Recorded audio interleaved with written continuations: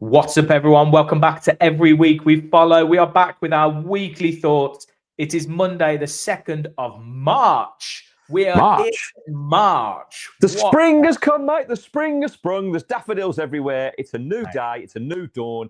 New week. Come on, let's do it. Let's have it. It's a new week. Let's see if we're going to be a little bit more positive. I'm still feeling drab about it right now. I mean, we are going to be talking about, so we're obviously going to be talking about some of the main talking points. We will have Wednesday, we've got Chelsea evening. We will talk about that briefly because we will be having our Chelsea preview, hopefully either later today or tomorrow. Yeah. And then we're also going to be talking about that Ezri Konsa thing that everyone's just going crazy about. The absolute fucking dickhead. The absolute meltdown that is Aston Villa fans right now, like on it. Yeah, I mean, I'm not saying I don't agree with some of it, but it's just a bit crazy. But we'll get into that as well. So Gary, how are you doing? Have you decompressed after Friday? Obviously, the weekend. One result went our way, expected. The other one didn't. Do you know what, mate? Look, you and all that penalty and. Mate, I'm not saying. Oh God, you're going to step. Okay, right. So, first question, right? Have I decompressed? Yes, just about. Right. It's taken me 48 hours to do it because I'm not going to lie. I woke up Saturday, absolutely fuming, like just fuming at the performance. It was completely unacceptable, mate. Like, forget about the result. Don't mind if we lost 2-0 and gone down battling, and Wolves are the fucking, were scraping it because it was their cup final and they wanted to beat us because they're getting relegated. Right, fine. But to go there and put in a performance like that was just lacking any intensity, any desire, any running, like it was, and I can't single out one player. They were all shit, all of them, right? The usual suspects, though, the main two were Bailey and Watkins, and I stand by it. I put a post out on Saturday morning. I don't want to see either of those in the Villa shirt again. I know that's a big statement, but I've seen enough now from the pair of them to say they are not what we need to get us over the line. We are in dire straits at the moment. Like early on in the season, and we couldn't score a goal, and we were looking poor. We had a showdown meeting, didn't we? I remember it distinctly because it was in October, and I went to that book signing, and Paquet was there, and he said, "Look, we've had a meeting, and we spoke to all the players and said, we only want players here that are committed to Aston Villa, and we need to go and revisit that again, mate. That's what we need because it's ultimately Bailey's come back nowhere near the level, and Watkins for me, he's shot. I'm bored of the excuses of what he brings to the system, and he's carrying an injury. Or if he's carrying an injury, he shouldn't be playing football, mate. Like, go and get your fucking knee sorted. If it's career ending, then that's so be it. You've had a great run of it. I love him what he's done for the Villa, right? From 2020 to 2024, he was outstanding, mate. There was a trajectory on him going up. But since then, right, 24-25 season, this season, he has been dog shit, mate. And he's not done enough, right? And I look at the Premier League table, which we'll do in a bit, and I look at the goal difference, and I go, right, I know other people have got to contribute, and they have this season. Rodgers has scored goals, Buendia's scored goals, McGinn scored goals, and our main man has scored 8 goals in 50-odd appearances, mate. That's across last season and this season. And anyway, right. The attack in general is a worry, isn't it? I think Jonathan Townley on Claret and Blue actually listed out our attacking players and the number of goals they've scored over X amount of games. Yeah. It's drab reading, mate. It was something like Morgan Rogers has scored 2 in 15 or 2 in... No, I think he's the best, 2 in 11. Yeah. Emi Buendia has scored 2 in 15 or 16. Yeah. Dougie Luiz, mate, hasn't scored since he last played for us against Forest. He hasn't scored in over 63 games. Dougie Luiz hasn't scored. And then, obviously, Ollie Watkins, we know about him. He's only scored 2 in the last 12, 13 games or something. Bailey has scored 1. Mate, he hasn't scored 2. It's 1 goal and 1 assist in 12 games for Ollie Watkins. There you go. And then Bailey's scored I think it's 1 in 30-odd games. So this is Sancho. He scored 2 goals in however many games. This is our attacking lineup here. and none of them have really scored more than 2 or 3 goals between them in the last double digits games. You Yeah. can't. That's just doesn't spell like a team that's going to score goals. They're just lacking any kind of drive or any kind of like confidence, anything. Just Well, anything. just any belief, mate. That's the problem, right? And it's almost like everyone's relying on Rodgers to get them going. So teams are just going, okay, well, we'll just put 3 players on Rodgers and let your other players not do anything. That's what's happening. Realistically, he's in recent memory, he is the only player that's done anything. Yeah. Rodgers has been outstanding, mate. I can't blame him for him because even on Friday, he was the only one that looked like doing anything. The ball he played for Ollie Watkins in the first half, Watkins should score. And if we score in the first 5 minutes, we'd probably win that game comfortably. Goals change games. Fed up of saying that. Want to get a T-shirt, right? And it is massively frustrating. But like I say, I spent Saturday and just like, I shot the video when we were going to watch Ava play, right? And she played against Forest Green Rovers and they won 4-1. And I look at what they're doing at that level, which you're talking about a bunch of ladies that are trying to go on a journey of turning to pro footballers, right? And I look at what the coaching is there, and it's all about kind of desire, work rate, right? Because they all know the girls are good at football. And it's the same with the men, right? You know they can play, but you can't coach desire. You can't, that's got to come from the individual within. Do you know what I mean? That's it. And I said it on the podcast when we did the reaction, and I was angry, but I stand by it, mate. In terms of, you've got to, when you're a millionaire, right, and you've got everything at your fingertips and everything at your disposal, and you've got an ego that says that I'm better than everybody else, right, and I don't have to do shit. You can't tell me what to do. Then, as far as I'm at that point, you've got to start getting rid of people, because ultimately the most successful teams on the planet and the most successful players on the planet, that's the byproduct of their craft and their art form. And the greatest players that I've ever seen are fully locked in, fully focused, and fucking they do that work. They do that work without being asked. They just do it, and that's where it's got to come from. And at the moment, it feels like we've got a team that is not prepared to do the work. And that's with what I've seen with my own eyes. So people can come here and go, well, we've done this and we've done that. We're only as good as our next game, mate. And the last 5-6 games, right, have been, well, yeah, our last game, right? But we are ultimately that performance on Friday we were building up to it, right? Because we've literally stuttered all the way across it, right? And it was almost like going back to the dark days where we'd play well for 20 minutes or so and then just go into oblivion during a game, do you know what I mean? And do nothing. And so we've covered it before. Like, I think McGinn's a massive miss. Like, we've got no one in that team that is driving that work rate. But they shouldn't have to. There should be 11 leaders on that pitch. If when McGinn's not there, it should be whoever it is. Now, Conza was disappointing on Friday because he was captain. And I know, like, yes, okay, I've had comments on, so you don't know what was said. And I said, I did say when we did the reaction, right, okay, if he's been abused in some way, right, we call that fan out, right, we get him banned, whatever, you do that. Right, right? like racial abuse or something like that. Yeah, but if it's just general criticism, and mate, you got to just, I mean, even Tammy held his hands up to the crowd, right, and apologised. It wasn't even his fucking fault. He got fucking 20 minutes again. Like, fuck off, like, just, why is he the one apologising when he's not being given a fair shot? Like, what? As far as I'm concerned, right, you shouldn't be abusing players. But at the same time, if I'd have travelled to Wolves on Friday in that weather, right, got fucking drenched for 97 minutes to watch that shower of shit, right, I'd be fuming as well, right? No, I don't abuse players. I don't believe in that at all. But absolute criticism. But with the wonderful world of the internet and fans, like, you can't be critical because they go, well, look what you've done. Well, that's ridiculous. You can't live in the past. You don't move forward. Yes, Watkins has been amazing, right?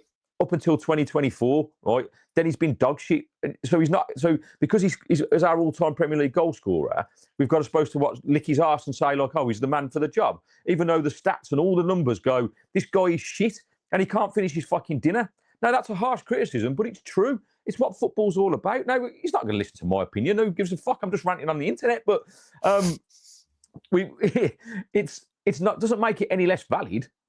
Like, it's just basic stuff. Like, the basic of football is, particularly in this day and age, is, we talked about it at the start, off air, like, you've got to be an athlete. And athletes run. So for 90 minutes, I want to see 11 players running their fucking asses into the ground. If they get tired at 60 minutes, come off and bring somebody else on who can run on for another 30 minutes. That's the way it works. I watched it on Ava's game on Saturday. You go on, you run into the ground. I'm tired, I can't do anymore. Right, off you go, next person on. You do the same. It's like a fucking cog. And do you know what? When you work hard, things happen. Like, we played a very good Forest Green Rovers side, very physical side. They were kicking us all over the place, but we just outworked them and we scored from set pieces like Arsenal, right? You find a way, 4-1, job done. They probably felt hard done by because they were probably slightly the better team, if I'm honest. But the work rate is the key. And you're coaching kids this, but when you get to professional level, you go, well, you don't have to do it anymore because you made it and we're paying you millions of pounds to be lazy bastards. Like, I can't cope with it. I can't cope with it, mate. It's not fucking, I'm not having it. So if you are new here, please do subscribe, give us a like, drop a like. If you want to hear more of Gary just going off on rants, this is the place to be. Yeah, I mean, I can't really fault anything you kind of said there. I agree with everything you said. I think the question I've got is, in my head, there's two points now. Not points as in points. There's two stages where 2 points. That's all we're going to get. You said it was going to be positive. There's 2 stages now where three. I'm going to go 3 stages where I pack your mind up. Is this three, like 7 stages? Now, there's 3 stages where this season can change. Right at the moment, we are massively in free fall. Nothing seems to be happening. I personally, Wednesday, I don't see anything really change. I still see kind of similar things happening. And if we do change the team on the pitch and we, put Tammy in and Barkley and all this stuff, and it doesn't change, you kind of like, that's Emery basically going, I told you so. So, there's that element. So there's McGinn coming back. So when McGinn comes back, all you want to see is what you just talked about there, because he gives you that. He gives you that running, and it infects the team, the whole team. Now, if we can do that and the whole team gets a lift, and I think it'll be from Lille.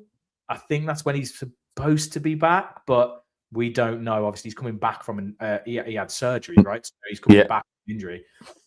So Lille, that's Man U and Chelsea games gone, and he comes back for Lille. And then the second one is Tielemans, right? Which I think isn't till like late March.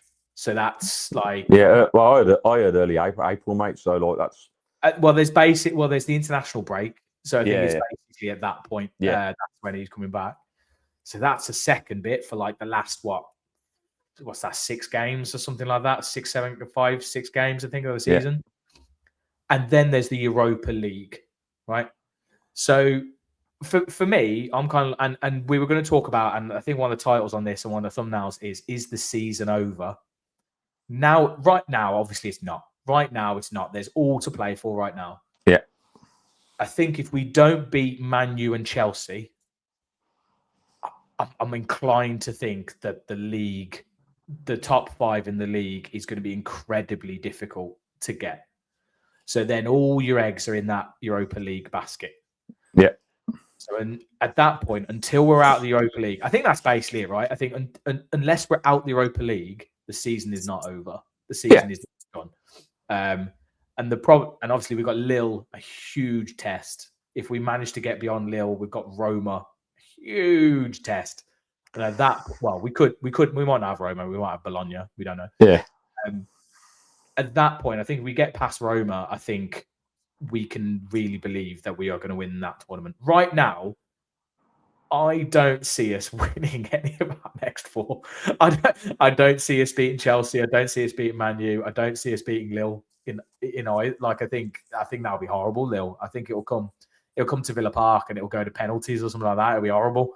I can just see that happening. Well, they're going to want revenge, aren't they? We did it at their place, and so like I said, unless Emery makes these changes and the team's lifted and the tempo's higher and there's something happening here and there's something that's injecting, because we had this last season, right? And we had the injection in January of signings that changed our season. We don't have that. We don't have the luxury of that. We're in this situation now where we've got what we've got. The players are doing what they believe. The players are doing what they can. Heads are dropped. Arguing with away fans. That's so bad. And then you got things like even the players and the manager aren't on the same page. You got Rodgers coming out saying, the players feel the pressure. We can feel the pressure, in this game. And then Emery's coming out going, "There's no pressure." He's like, "There's no pressure. There's just desires." He's basically just saying that there's no pressure. What I think what he's saying there, which is interesting, saying there's no pressure on getting Europe and all this stuff. It's just what we want to do, but there's no pressure on it. Yeah. Which is weird because I feel like there should be pressure. Pressure, there's good pressure and then there's toxic bad pressure, right? I think pressure's good for some players, but maybe these players are just crumbling under it. Well, and again, I don't want to go back to what it takes to be a professional footballer, but the difference between making it pro and not making it pro, mate, is playing under pressure. Again, going back to coaching, is can you handle it when you're under pressure in those close quarters when teams are pressing you, teams are playing against you in different ways because they know you've got, teams in the Premier League aren't going to let you come and win. It's like a simple, like the coaching's excellent. That like people will say the standards dropped in the Premier League, and I don't think it's the standards dropped. I think it's a case of the game has changed slightly, so you don't get the expansive football that you want. It's just that teams tactically are better and they're fitter, so they can go toe to toe with these exciting players. And actually, so if you are going to do anything, like you've got to rise to the challenge, and that's about working hard. It comes down to working hard. Again, it's about going away off on the training field, putting the work in the gym, practicing the stuff that you need to do, working out how to really beat teams, right? And it's fine margins. That's why it's become, more competitive. And there's been a leveler, right? Because all the teams now are generally relatively well structured, relatively well coached in general. Yeah. Like everyone's got their system. Lots of teams play out from the back. They're very good defensively. They're very good technically. Blah blah blah. It is now. It's literally now. Who wants it more? Unless you're in that. Unless you're like Man City and Arsenal, who have just this massive squad, so they can kind of like do what they like with things. It is just literally who wants it more. Who wants the game more? And maybe a lucky VAR decision. That's what gets you over the line. Talk about lucky VAR decisions. Fuck. What? What? I mean, I think everyone knows what I'm saying when I say what. What has he done? Farted and fell over? He's like accelerated. Look, do you remember when Tammy Abrahams got pushed over in the Brighton game and he wasn't even looked at, right? And the Man United one, look, I'm not saying there's corruption in the Premier League, but there would be signs again. Even if it is a foul, the contact's outside the area. So apparently it goes into the challenge continues into the box. Some bollocks, right? Okay. So in that case, mate, it's a yellow card and a penalty. It ain't a red card because the whole point of it is that jeopardy in it. Yeah, you're supposed to be denying a goal scoring opportunity. If you get a penalty, right, that's a goal scoring opportunity. So you're not denying one, you're giving one away. So a yellow card. If it's outside the box, it's not a penalty. Then you send him off because you're denying a goal scoring opportunity, right? And look, we all know that at the top with the billionaires that own these clubs, right, there is 100%.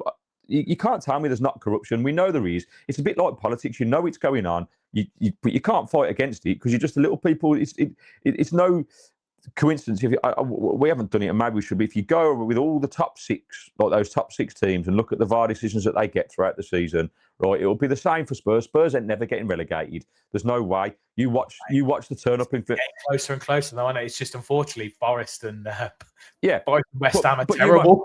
If it gets any closer, there's 4 points gap at the bottom. If it gets any closer, you watch the magical upturn for Spurs and getting some dodgy decisions. Right, I could just see it happening. Man United, like they want to be there. The Carrick revolution. That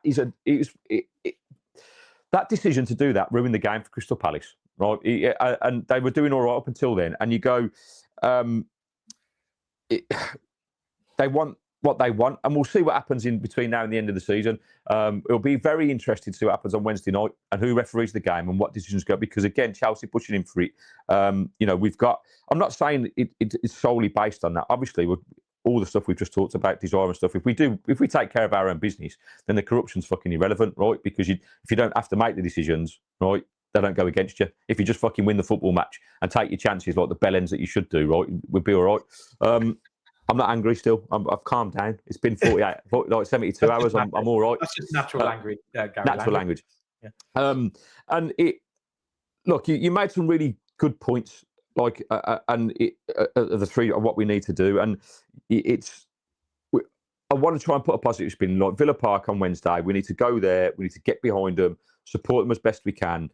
My only issue is, like, going back to the Konza thing, is that you can't come out like that before that game and talk in fan forums and get fan forums to go, okay, we're going to give fans the opportunity to relocate their seats so we can get a better atmosphere at Villa Park, right? Ultimately, criticising the atmosphere is not good enough, right?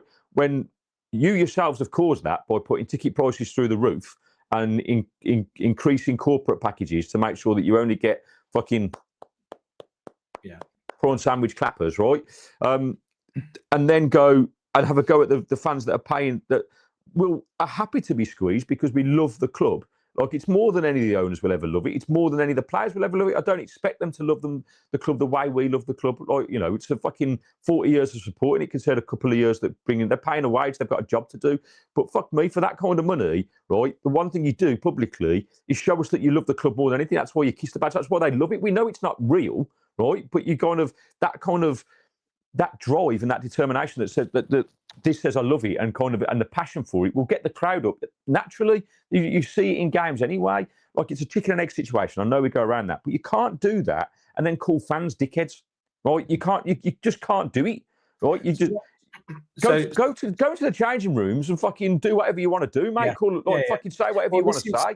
This is the interesting thing, right? Because this season we obviously had the Ollie Watkins. That was this season, wasn't it? Where Ollie Watkins came out Forest game, mate. 3rd of January, 12:30 kickoff. Everyone's got no money for Christmas. It's fucking freezing cold, right? You know, wrong person as well. We were winning the game, right, and stuff. But like, I think So like, he's come out with that. There's definitely been things around, like Emery saying we need to connect with the fans. The fans need to give us the energy. It gets us over the line. Blah blah blah. You got that stuff with Konsa. You got all this. You had there was the other week, wasn't there, where Konsa also was moaning at the whole end. I think around like the atmosphere. Last week, Leeds game out, So like that's two games. There's definitely a bit of stuff going on, and like with that, there's no smoke without fire. I don't think it's Konsa that's the only. You know, the only way that happens, I think, is if they're talking about it. The players are talking about it in the dressing room.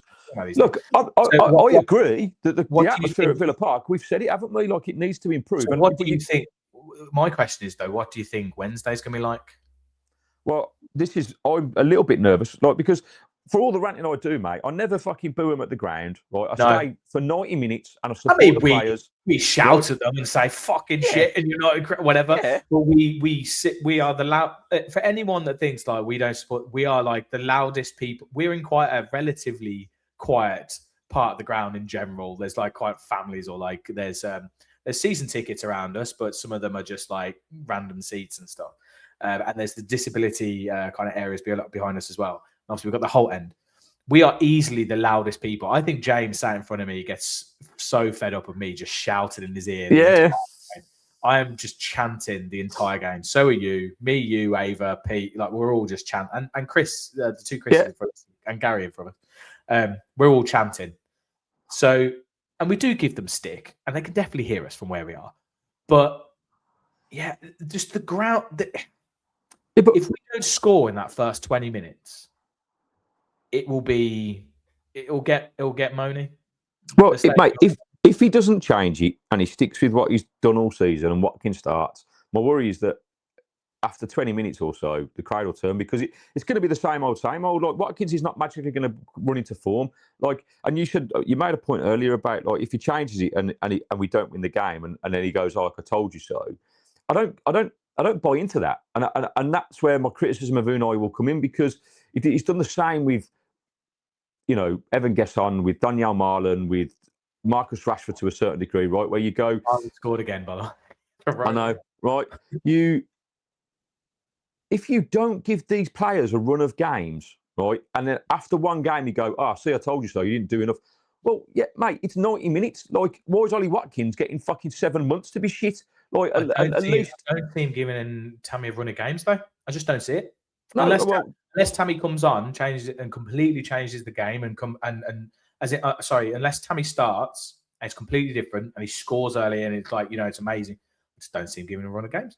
No, I agree. I just, but my worry is that it will. There's been a large number of people online. I've seen lots of stuff. I've had comments on TikTok as well about it, like, in terms of, I think it could get hostile because I think a lot of people have started to turn on Ollie, in terms of what we've seen, right?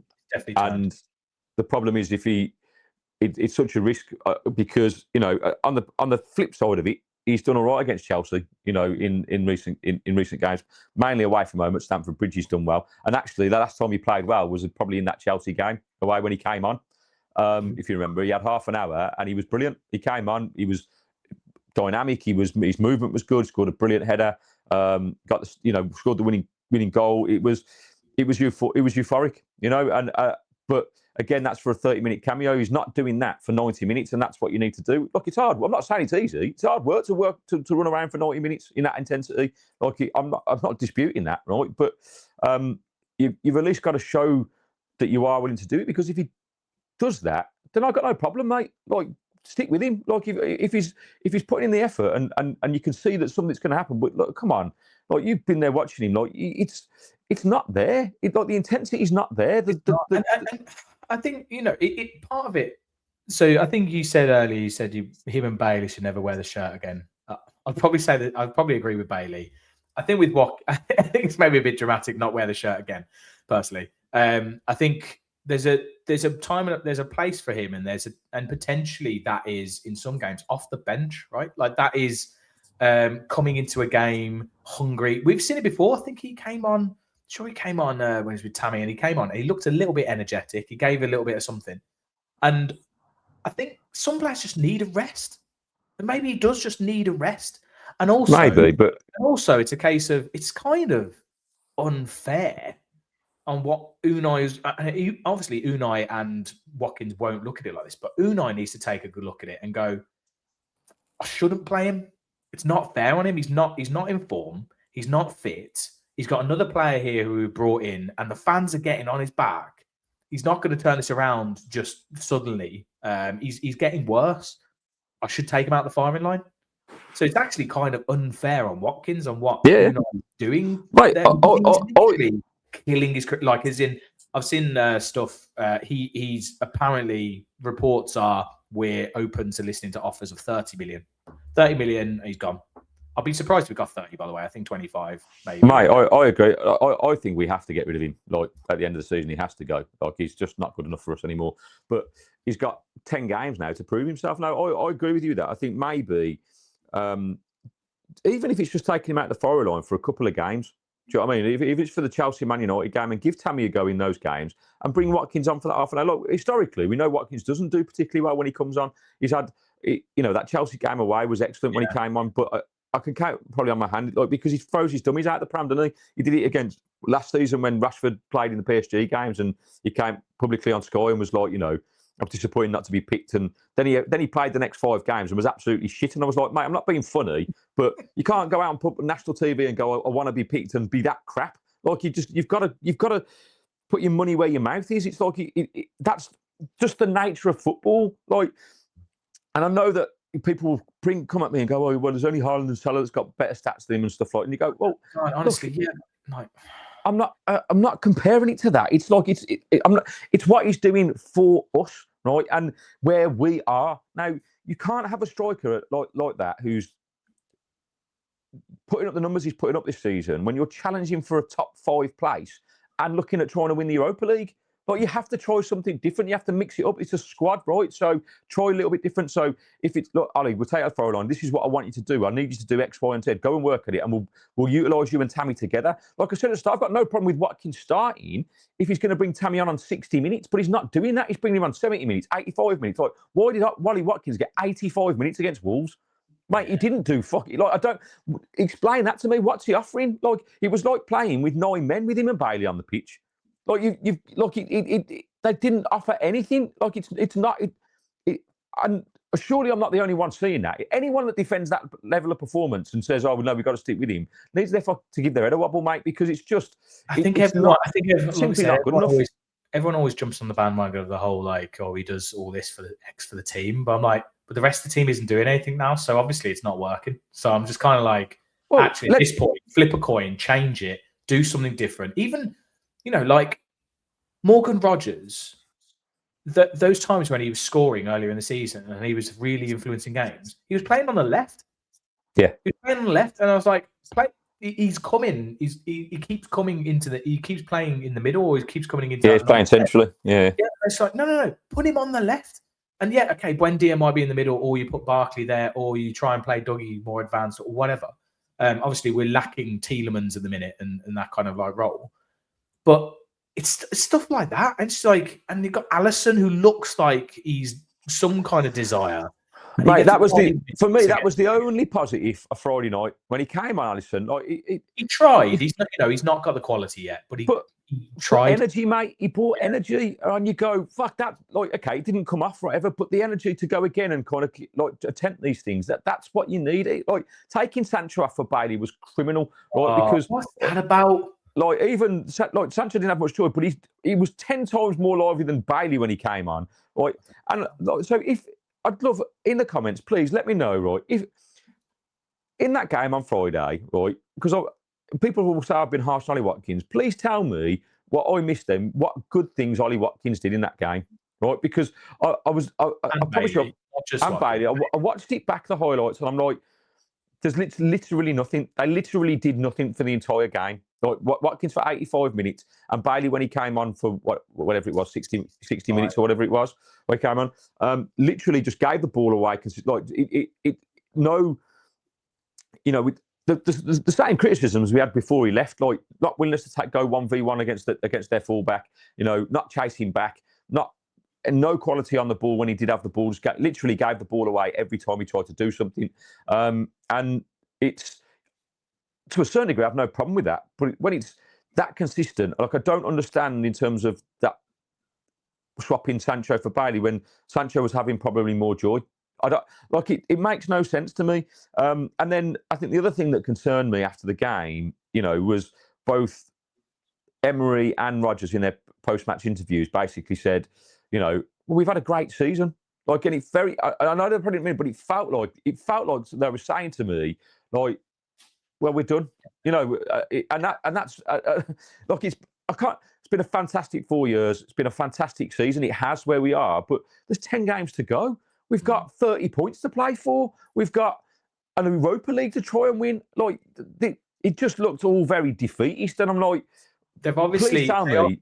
They obviously feel that this team and these players, for whatever reason, they respond better to like trying to bring the confidence in from how they have been earlier in the season rather than negative. I mean, you've seen it with Conso, right? You give him like negative feedback, he bites. Maybe, and apparently we've heard the same with Bailey, right? Yeah. Watkins, when he's taken off, doesn't take it well.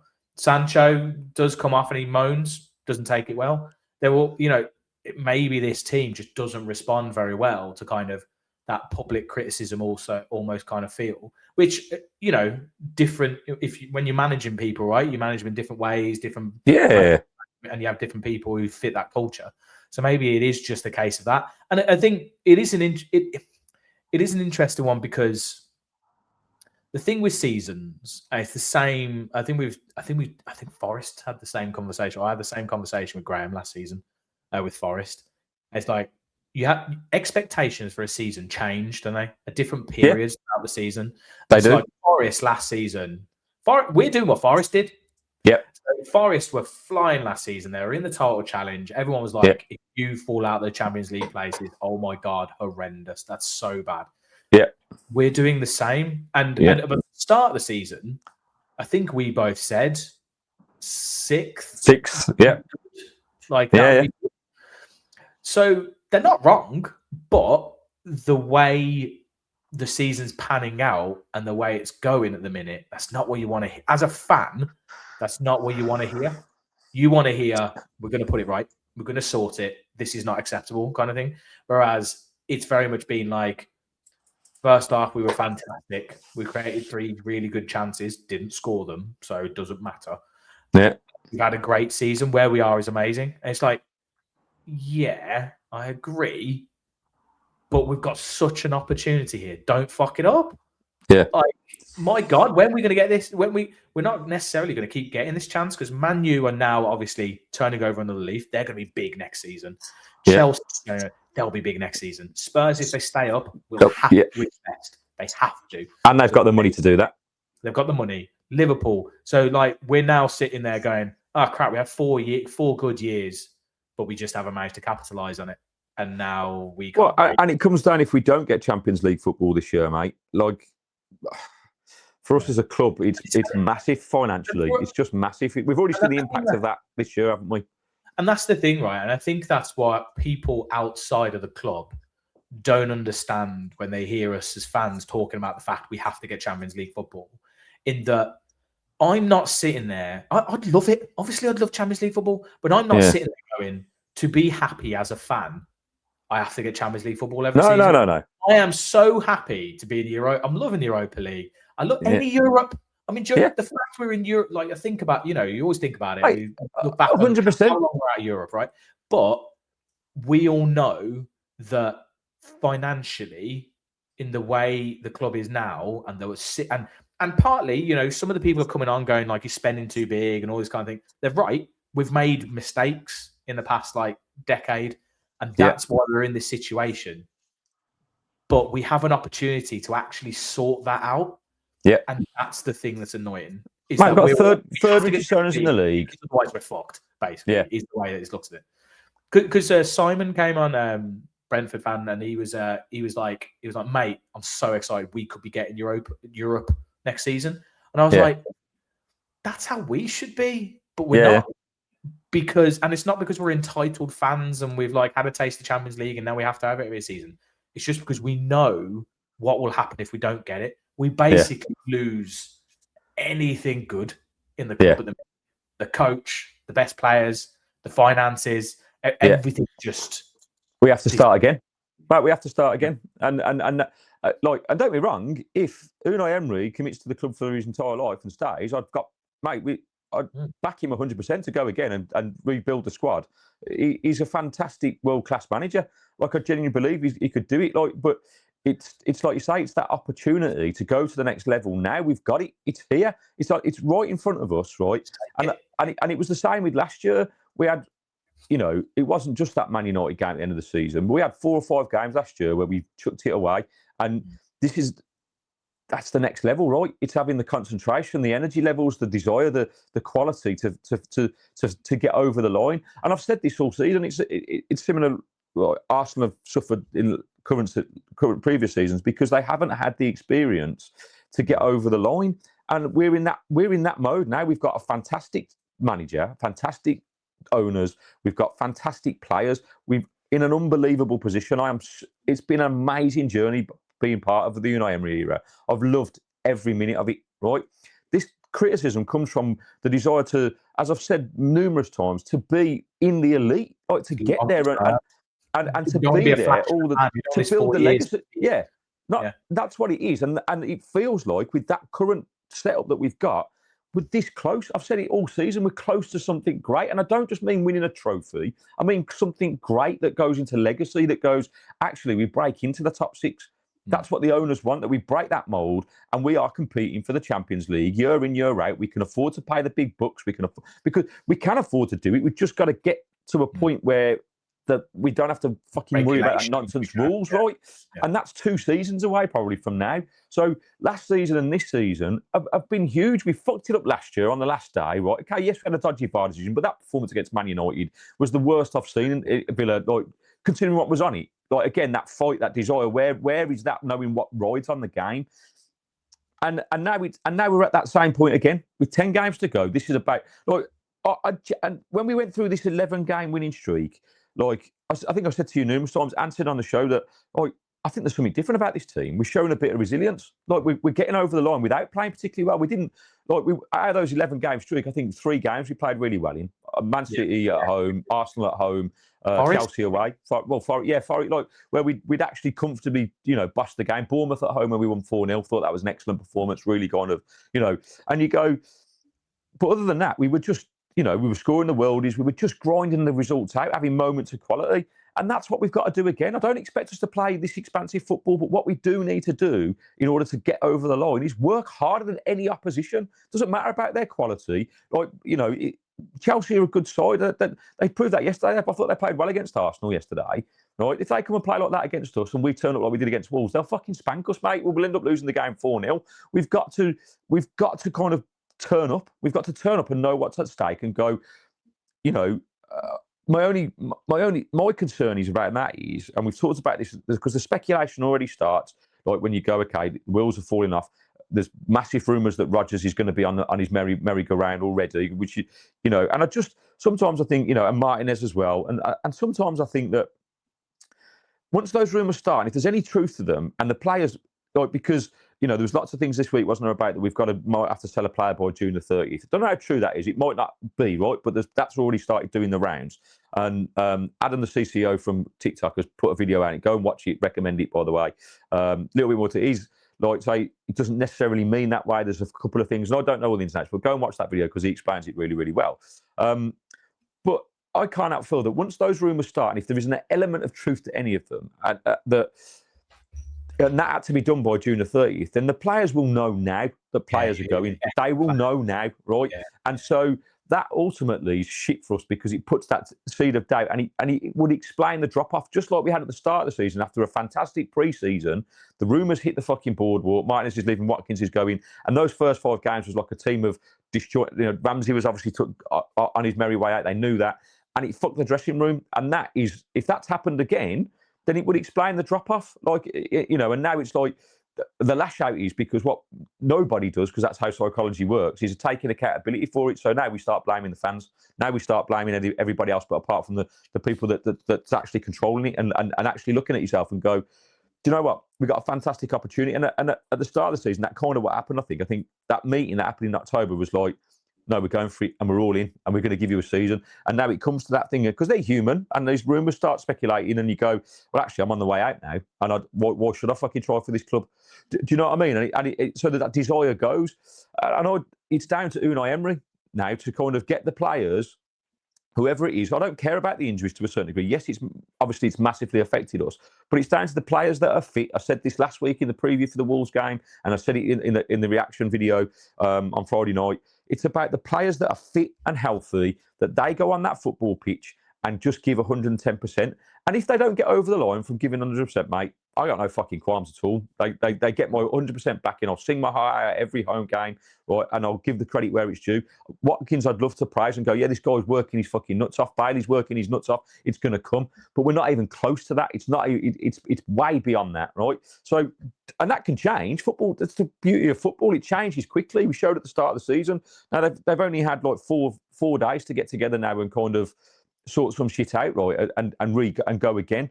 Now, Chelsea and Man United, they're just two of the most important games because thankfully Chelsea lost yesterday, because if they'd have won yesterday, right, they'd have been within 3 points. They could have gone above us, right, if they beat us. So that takes the pressure off that game a little bit. But the Man United game, it's crucial now, right? They're above us now on goal difference.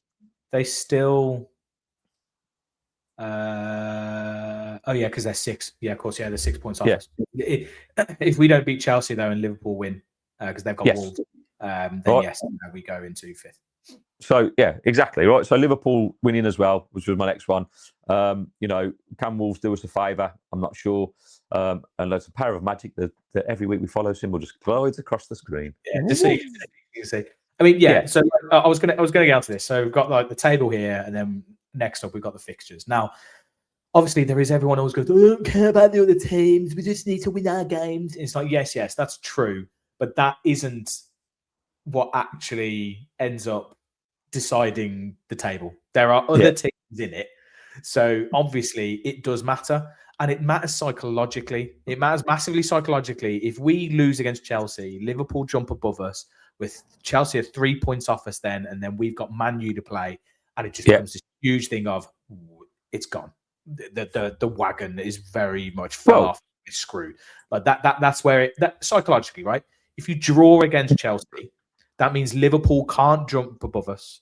Yeah. It means that if we lose to Man U, Chelsea can't jump above. So there's a huge ramifications just around, like I said the other day, not losing this game, which doesn't mean go into it trying not to lose. By the way, I think Emery will go into it a little bit trying not to lose. I agree. Because he is quite pragmatic and he looks at things in this way. And I think if we don't lose that game, that's huge. Yeah, I agree. That is massive because these fixtures here, so these are only the next 5, and actually it's even in quotes better the longer you look at it, mainly because of Chelsea's run. So obviously we've got Chelsea and Man U, huge opportunities for us to take control and actually just solidify us in that top 4 and be like, you're not coming past us. 2 big opportunities. Man U have got Newcastle, no easy game. Away at Newcastle is really tough. If it was at home, I'd be more kind of inclined to think. Come on, Newcastle. Although they did lose to Everton at the weekend, mate. I just have to say, by the way, if you haven't seen that, and I put it on my TikTok, Jordan Pickford save against Tonali. Save. Insane. Mate, Tonali has hit that. Mate, he's a thunder bastard. Right, people, right, this is how nonchalant people are, right? Oh, it's straight at him. I was like, fuck off. No, fuck off. Right. It's like it's here, right? And the pace of that ball, right? Yes, I mean, don't get me wrong, it's not good. It only needs a touch because of the pace of the ball, it only needs a touch to get onto the but that could have gone into the net still, mate. It's a fucking unreal save. It's one of the best saves I've ever seen. Unbelievable. But then so Man U have obviously got Newcastle, they've got us. Let's just say we're not going to get anything out of that game. Bournemouth, Leeds is still fighting, but it's at Man U, and then they've got Chelsea. That's a huge game with Man U Chelsea as well. Yeah, in terms of their situation. You got Chelsea, Man U. We've then got a very good run until that Liverpool game. We've got like West Ham, Forest, Sunderland, Brighton, Spurs. We've got all these teams. Yeah, Burnley, I think, in there as well. Liverpool have probably got one of the easiest runs. So I fully expect Liverpool to go on a big run now. Probably all 5 of these, although Everton, you never know, right? And then Chelsea. Chelsea have got such a tough run. They've got us, Newcastle. Everton won't be easy. No. Man U. I think they've got Liverpool as well, potentially as well. Like Chelsea, for me, are the ones where they could miss out. That they could be the ones that miss out. And that is why Wednesday is so big. Big, I agree. Because they're running. I mean, I think we've got to look at that 5th place. I just think momentum at the moment with Man United and Liverpool is all in their favour. Massive win for Liverpool against West Ham at the weekend. Obviously, Man United being gifted the game yesterday. That Forest goal for them is just going to. It's huge, isn't it? Yeah, it should have been offside. Again, not saying the Premier League's corrupt, but hello, fucking, like, again, two massive decisions in 2 weeks. Like Liverpool, that one, Man United this week, and all of a sudden the league's changed, right? It's difficult to legislate for that, which is why we've got to try and get done. And you're right, it makes Wednesday's game just huge not to lose. I think even a draw would be a great result. Look, we don't win at Old Trafford, but we're capable of getting a point. Like, we are capable of getting a point. That would be ideal. Just don't lose the fucking game and don't let that rat fucking Fernandes get anywhere near us, because I just watching him score winning goals and stuff.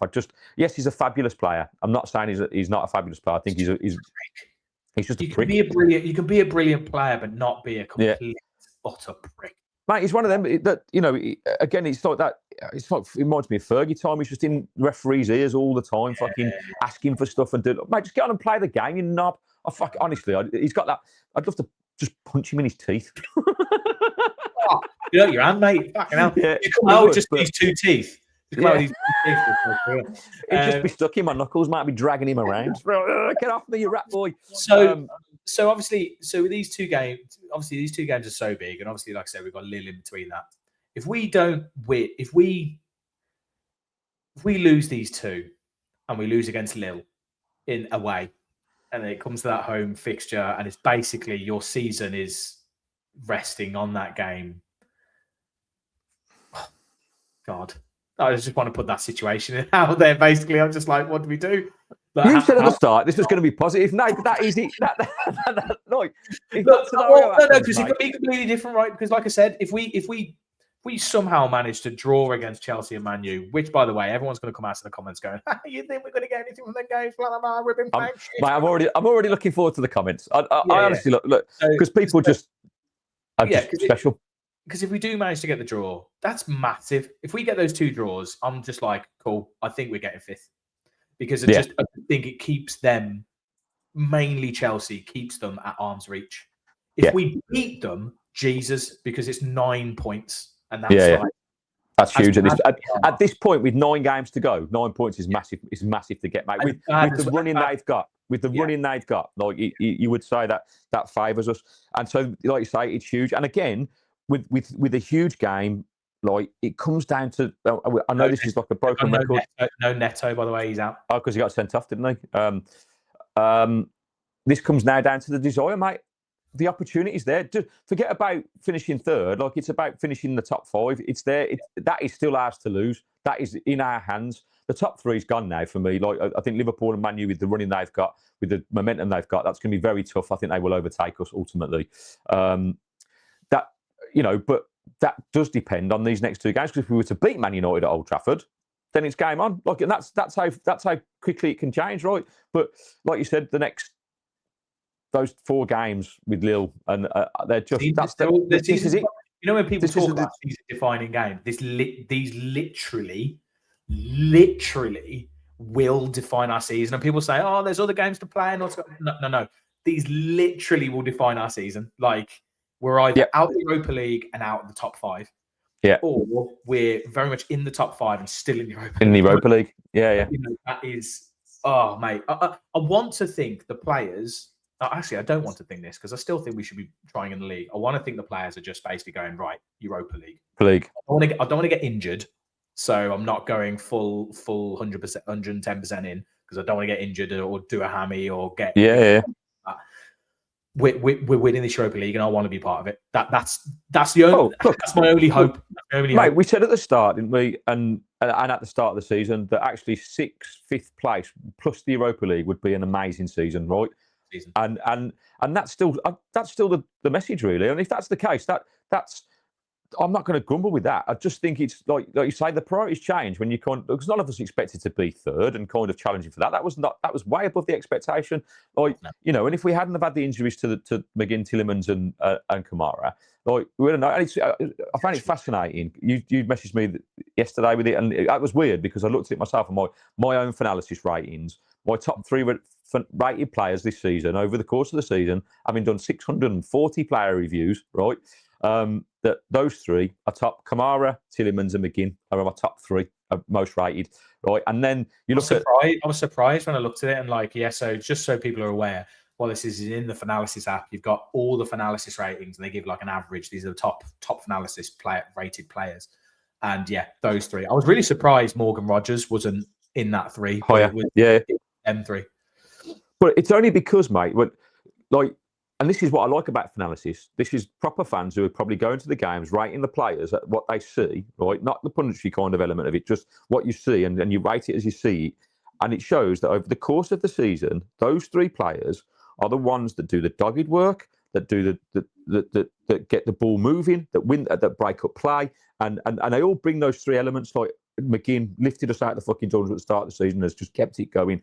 Tielemans, I said it when we signed Dougie, his forward passing, it's 10% extra of what Dougie's is, and that is the difference between getting through on goal and not getting through on goal. And Boubacar Kamara, mate, for me, he's just a world-class player that probably would have been going to the World Cup with France if he'd have continued on the form. What he does in terms of breaking up play and how he reads the game and how he moves the ball into the next phase to Tielemans or whoever he plays alongside. Like even Onana alongside Kamara is fucking 10 times the player he is compared to Dougie. So it's you can't not kind of say that hasn't had an impact on the squad, and it's just frustrating that the players that replace them haven't got the same sort of. I don't expect them to have the same ability, but it's the same mentality. It's the traits of kind of trying to do similar stuff, because the way we play is the way we play. We know that's not fucking changing. It's not as if they're asking to be played in a different system. Like the system is the system. We keep the ball, we move it around, we try and break the lines, we try and get it, into central areas. At the start of the season, we were having that space on the edge of the area. Now, for whatever reason, we're going to the byline, which doesn't work because we're not supporting, right? Whether that's the lack of McGinn or Tielemans supporting coming in. This is the thing, right? With essentially Chelsea on Wednesday. It depends on how Rosini decides to set them up. But if he's smart, he will set them up to counter. If he's smart, he will set them up to play. Not low block, completely on the front foot and go, look, this Villa, there's no risk. There's no risk if we play this low block because they can go out on a counter attack. They're susceptibly in the back, and we can just hold off what they've got if we need to. But I like to think that if they come at us, and this is why we generally tend to do better against these teams, the bigger teams, is if they come at us, we do have a chance. We will get that space. So that's always the like little carrot. That's always the like glimmer of hope in these games. Is actually with these games, we could do something here because they shouldn't generally just play that low part of the bus. Yeah. But we shall see.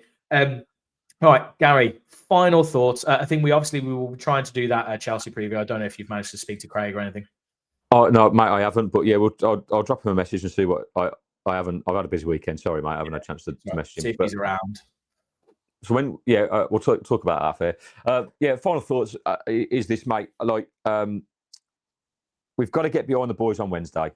We've got to get Villa Park rocking. I do worry that, depending on squad selection, how that will go. But I think the majority of us will try and get behind them. You know, it's difficult when you see the lack of desire. I just worry about that. There will be a little bit of a fallout from the Wolves game. I think people are going to be pissed off. I think that's the general consensus for what I've seen. It's okay to have that opinion, but like I say, it's spring, mate. The daffodils are coming, so let's just kind of. Let's go in with a little bit of optimism. It's going to be slightly lighter on the way to Villa Park on Wednesday, right? So, not rather than pitch black. So let's kind of bring that happy mood. And my other final thought is that I played football last night, and I had a drink with a mate of mine who's an art director. And I don't know if you saw online, but there was some video footage of Martinez in Pigeon Square with a load of people jumping around him in green shirts, and everyone was like, "What's going on? What's going on?" It turns out that's an advert, an Argentinian advert that was shot in Birmingham. Oh, really? And it's for ibuprofen. But it's called the brand is called Ibru or something, and they changed to Dibu or like so for him. And, so my mate Al, big shout out to Alex Emery. He basically worked on that for 2 days last week, filming with Emmy Martinez, and he told me an interesting story that so after they'd finished filming, it was filmed at the Grand Hotel and in and around like Pigeon Park and whatever. And they had all the props and stuff for the extras in this hotel room that was left, and he had to go and pick them up and take them back to wherever he'd gone from. So they said, "Oh yeah, they're up in the suite. It should be open." So he goes up and the door's not. It's locked. He's like, "Oh fuck's sake!" So he knocks on the door and answers. There's a makeup artist in there and some of the guy, and Deebu's in there with his minder. And so he's collecting the stuff, and he's like, and he says to it's the director in there, and he says, "Do you mind if I go and have I'm a massive Villa fan. Do you mind if I go and have a chat with like Martinez?" And he goes, "No, don't do it." Like he's like, "Why?" He's like, No. Right. Anyway, he's like, "Well, can I just go and grab a selfie at least?" Right? Yeah.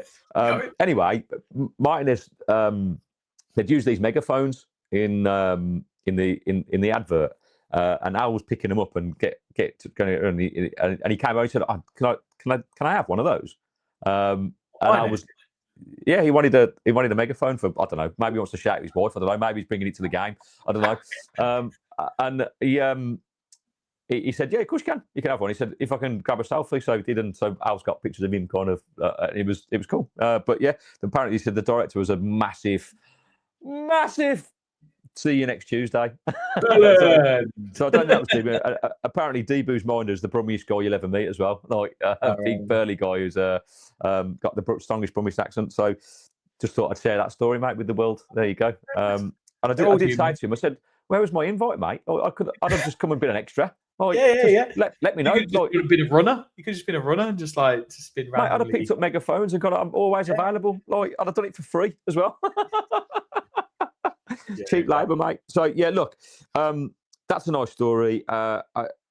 It's a massive game Wednesday. Like I said, I just all I want to see, mate, from now until the end of the season in every game is these guys put in 110% effort, desire. And if we win, brilliant. If we lose, brilliant. Like and surely the majority of fans will agree with this. If we see them giving everything, right, and trying their very hardest to get us over the line, and we fall short, right, we know why we've fallen short, and that's okay.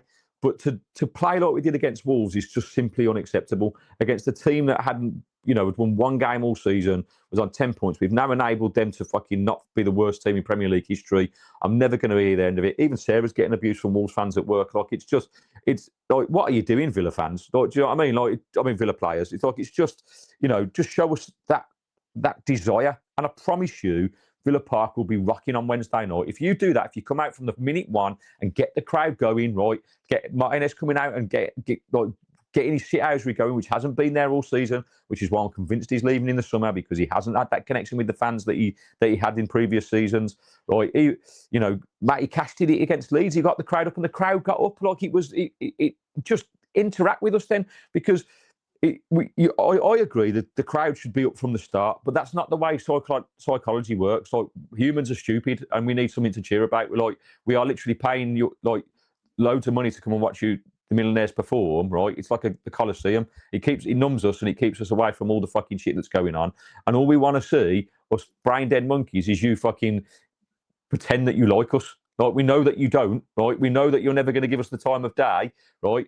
But just kind of for 90 minutes pretend that we're on the same team, because we want to support you, right? And if you show us that you want to play for the team and play for the badge and play for the club that we love and support and most of us have supported all our lives, you'll get it. You'll get that support in an abundance. So yeah, that's my final thought. That was a long final thought. Took us over the hour mark. Right, yeah, go on. As always, every week we follow the boys in Clara and Blue. Peace, people.